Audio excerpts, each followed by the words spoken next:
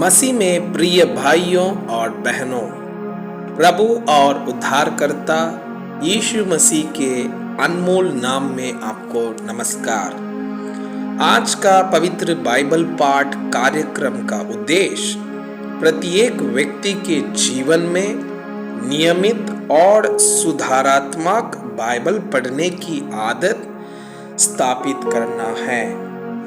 हमारे वीडियो प्रतिदिन प्राप्त करने के लिए कृपया हमारे चैनल को सब्सक्राइब करें और नोटिफिकेशन आइकॉन भी दबाएं।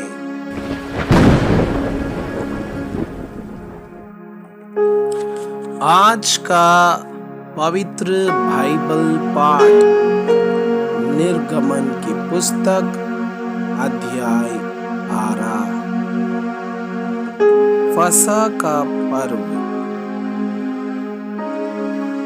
फिर यहोवा ने मिस्र देश में मूसा और हारून से कहा, यह महीना तुम लोगों के लिए आरंभ का ठहरे, अर्थात वर्ष का पहला महीना यही ठहरे।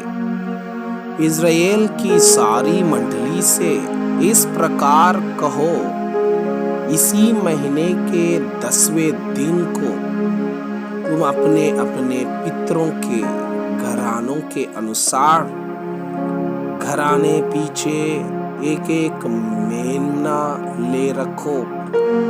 और यदि किसी के घराने में एक महीने के खाने के लिए मनुष्य कम हो, तो वो अपने सबसे निकट रहने वाले पड़ोसी के साथ प्राणियों की गिनती के अनुसार एक मेमना ले रखे।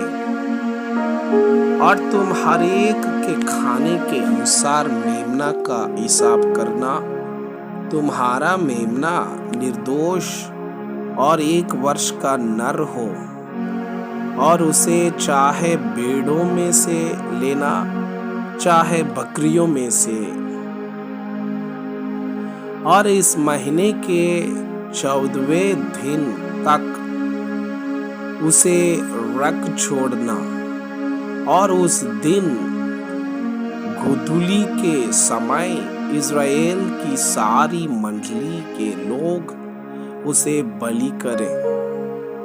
तब वे उसके लहू में से कुछ लेकर जिन घरों में मेमने को खाएंगे, उनके द्वार के दोनों लंगों और चौखट के सिरे पर लगाए।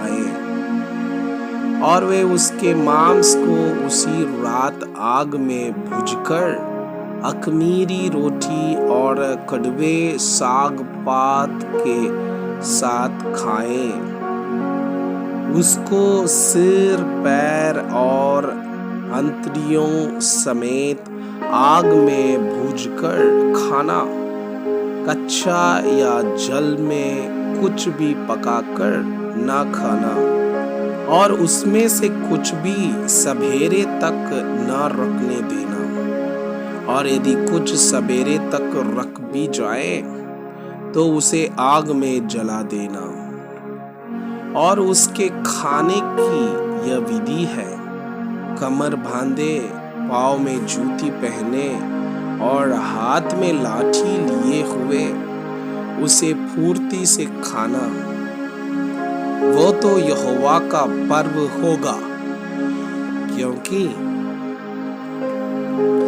इस रात को मैं मिस्र देश के बीच में होकर जाऊंगा, और मिस्र देश के क्या मनुष्य क्या पशु सबके पहलौठों को मारूंगा। और मिस्र के सारे देवताओं को भी मैं दंड दूंगा। मैं यहोवा हूँ। और जिन घरों में तुम रहोगे, उन पर वह लहू तुम्हारे लिए चिन्ह ठहरेगा। अर्थात मैं उस लहू को देखकर तुमको छोड़ जाऊंगा। और जब मैं मिस्र देश के लोगों को मारूंगा, तब वो विपत्ति तुम पर ना पड़ेगी। और तुम नष्ट ना होंगे, और वह दिन तुमको स्मरण दिलाने वाला ठहरेगा, और तुम उसको यहोवा के लिए पर्व करके मानना। वह दिन तुम्हारी पीढ़ियों में सदा की विधि जानकर पर्व माना जाएगा। अख़मीरी रोटी 7 दिन तक अख़मीरी रोटी खाया करना। उनमें से पहले ही दिन अपने अपने घर में से ख़मीर हटा देना, वरन जो कोई पहले दिन से लेकर 7वें दिन तक कोई ख़मीरी वस्तु खाए, वो प्राणी इस्राएलियों में से नष्ट किया जाए। पहले दिन एक पवित्र सभा और 7वें दिन भी एक पवित्र सभा करना। दोनों दिनों में कोई काम न किया जाए, केवल जिस प्राणी का जो खाना हो उसके काम करने की आज्ञा है। इसलिए तुम बिना ख़मीर की रोटी का पर्व मनाना, क्योंकि उसी दिन मानो मैंने तुमको दल दल करके मिस्र देश से निकाला है। इस कारण वह दिन तुम्हारी पीढ़ियों में सदा की विधि जानकर माना जाए। पहले महीने के 14वें दिन की सांझ से लेकर 21वें दिन की सांझ तक तुम अख़मीरी रोटी खाया करना। 7 दिन तक तुम्हारे घरों में कुछ भी ख़मीर ना रहे, वरन जो कोई किसी ख़मीरी वस्तु को खाए, चाहे वो देसी हो चाहे परदेसी, वह प्राणी इस्राएलियों की मंडली से नष्ट किया जाए। कोई ख़मीरी वस्तु ना खाना।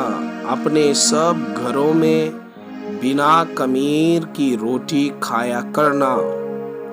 प्रथम फसह का पर्व। तब मूसा ने इस्राएल के सब पुरनियों को बुलाकर कहा, तुम अपने अपने कुल के अनुसार एक एक मेमना अलग कर रखो और फसह का पशु बलि करना, और उसका लहू जो तसले में होगा उससे जूफा का एक गुच्छा डुबाकर उसी तसले में के लहू से द्वार के चौखट के सिरे और दोनों अलंगों पर कुछ लगाना, और भोर तक तुम में से कोई घर से बाहर ना निकले, क्योंकि यहोवा देश के बीच होकर मिस्रियों को मारता जाएगा। इसलिए जहाँ जहाँ वो चौखट के सिरे और दोनों अलंगों पर उस लहू को देखेगा, वहाँ वहाँ वह उस द्वार को छोड़ जाएगा, और नाश करने वाले को तुम्हारे घरों में मारने के लिए न जाने देगा। फिर तुम इस विधि को अपने और अपने वंश के लिए सदा की विधि जानकर माना करो। जब तुम उस देश में जिसे यहोवा अपने कहने के अनुसार तुमको देगा प्रवेश करो, तब यह काम किया करना। और जब तुम्हारे बच्चे तुमसे पूछे इस काम से तुम्हारा क्या मतलब है, तब तुम उनको यह उत्तर देना, यहोवा ने जो मिस्रियों के मारने के समय मिस्र में रहने वाले हम इस्राएलियों के घरों को छोड़कर हमारे घरों को बचाया, इसी कारण उसके फसह का यह बलिदान किया जाता है। तब लोगों ने सिर झुकाकर दंडवत की। इस्राएलियों ने जाकर जो आज्ञा यहोवा ने मूसा और हारून को दी थी उसी के अनुसार किया।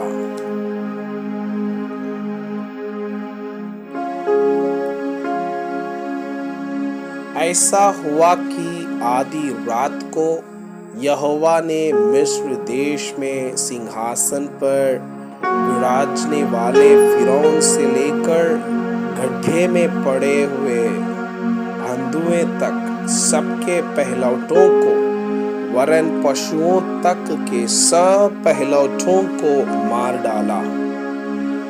और फिरौन रात ही को उठ बैठा और उसके सब कर्मचारी वरन सारे मिस्री उठे और मिस्र में बड़ा हाहाकार मचा, क्योंकि एक भी ऐसा घर न था जिसमें कोई मरा ना हो।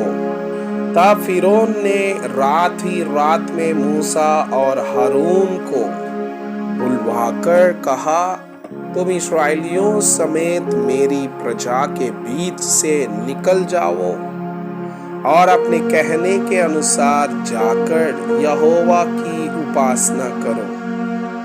अपने कहने के अनुसार अपनी भेड़ बकरियों और गाय बैलों को साथ ले जाओ और मुझे आशीर्वाद दे जाओ। मिस्री जो कहते थे हम तो सब मर मिटे हैं, उन्होंने इजरायली लोगों पर दबाव डालकर कहा, देश से झटपट निकल जाओ। तब उन्होंने अपने गुंदाए आटे को बिना कमीर दिए ही कटौतियों समेत कपड़ों में बांधकर अपने अपने कंधे पर डाल लिया। इस्राएलियों ने मूसा के कहने के अनुसार मिस्रियों से सोने चांदी के गहने और वस्त्र मांग लिया। और यहोवा ने मिस्रियों को अपनी प्रजा के लोगों पर ऐसा दयालु किया कि उन्होंने जो जो मांगा वह सब उनको दिया।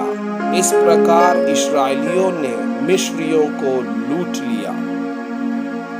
इस्राएलियों का मिस्र देश छोड़ना। तब इस्राएली रामसेस से कूच करके सुकोत को चले और बाल बच्चों को छोड़ वे कोई 6 लाख पैदल चलने वाले पुरुष थे।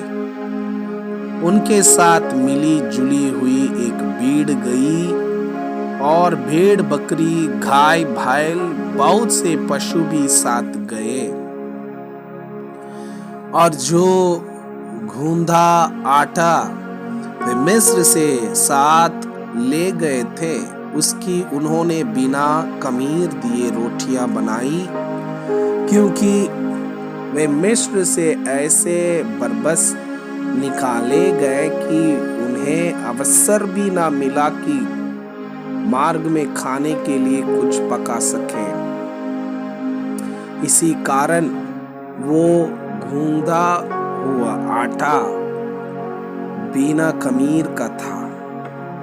मिस्र में बसे हुए इस्राएलियों को 430 वर्ष बीत गए थे और उन 430 वर्षों के बीतने पर ठीक उसी दिन यहोवा की सारी सेना मिस्र देश से निकल गई। यहोवा इस्राएलियों को मिस्र देश से निकाल लाया। इस कारण वो रात उसके निमित्त मानने के योग्य है। यह यहोवा की वही रात है जिसका पीढ़ी पीढ़ी में मानना इस्राएलियों के लिए अवश्य है। फसह के पर्व के विधि। फिर यहोवा ने मूसा और हारून से कहा, पर्व की विधि यह है, कोई परदेशी उसमें से ना खाए। पर जो किसी का मोल लिया हुआ दास हो और तुम लोगों ने उसका खतना किया हो, वह तो उसमें से खा सकेगा, पर परदेशी और मजदूर उसमें से ना खाएं। उसका खाना एक ही घर में हो, अर्थात तुम उसके मांस में से कुछ घर से बाहर ना ले जाना, और बलि पशु की कोई हड्डी ना तोड़ना। पर्व का मानना इज़राइल की सारी मंडली का कर्तव्य है, और यदि कोई परदेशी तुम लोगों के संग रहकर यहोवा के लिए पर्व को मनाना चाहे, तो वो अपने यहाँ के सब पुरुषों का खतना कराए, तब वो समीप आकर उसको माने, और वो देशी मनुष्य के तुल्य ठहरेगा। पर कोई खतना रहित पुरुष उसमें से ना खाने पाए। उसकी व्यवस्था देशी और तुम्हारे बीच में रहने वाले परदेशी दोनों के लिए एक ही हो। यह आज्ञा जो यहोवा ने मूसा और हारून को दी, उसके अनुसार सारे इस्राएलियों ने किया, और ठीक उसी दिन यहोवा इस्राएलियों को मिस्र देश से दलदल करके निकाल ले गया। मैं आपसे यह अनुरोध करता हूँ कि कृपया आज का बाइबल पाठ को अध्ययन करें, और जिन वचनों के द्वारा आप प्रभावित हुए उसे अपने कॉपी में लिखें, और आज दिन भर इस वचनों को अपने जीवन में अभ्यास करें। परमेश्वर चाहता है कि आप उनके समान सिद्ध और पवित्र बन जाएं। परमेश्वर आपको बहुताई से आशीष करे।